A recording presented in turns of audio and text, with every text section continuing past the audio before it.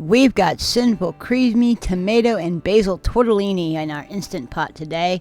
We're going to start by putting our first 8 ingredients into the Instant Pot. That's your tomatoes, your chicken, your Italian seasoning, garlic, wine, white wine, and chicken broth. Now I mixed the chicken broth with the white wine and poured that all in together. Need a little more chicken broth. So we're going to turn our Instant Pot on, cover it, hit pressure cook, bring the timer up to 10 minutes, and then hit start. When the timer goes off, we're going to naturally vent it for about 10 minutes, manually vent it, and then take the top off, pull the chicken out, cut it into bite-sized pieces, and we'll use it in a little bit. We're going to add our frozen, it is still frozen, tortellini to the pot. Just in those juices from when we cooked the chicken.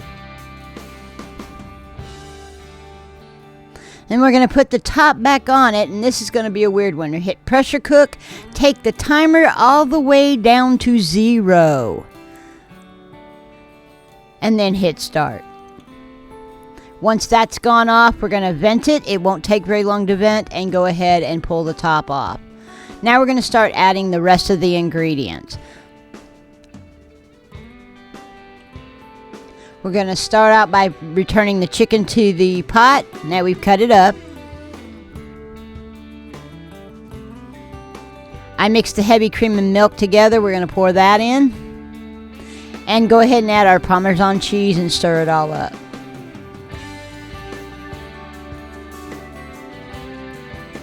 Once we've done that, we're going to add our basil. Now, I use dried basil, about 2 tablespoons. If you use fresh basil, you can use about 1/4 cup chiffonaded fresh basil. It's really good that way. But there it is. That's all there is to it. I do have a link to a printable PDF file in the description, but I'm going to go ahead and give you the recipe right now anyway.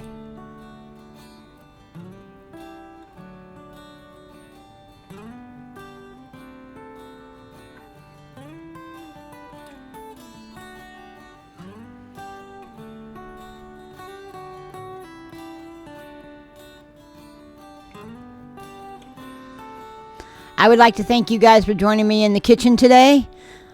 As always, please like and subscribe, and I hope that you have a wonderful day.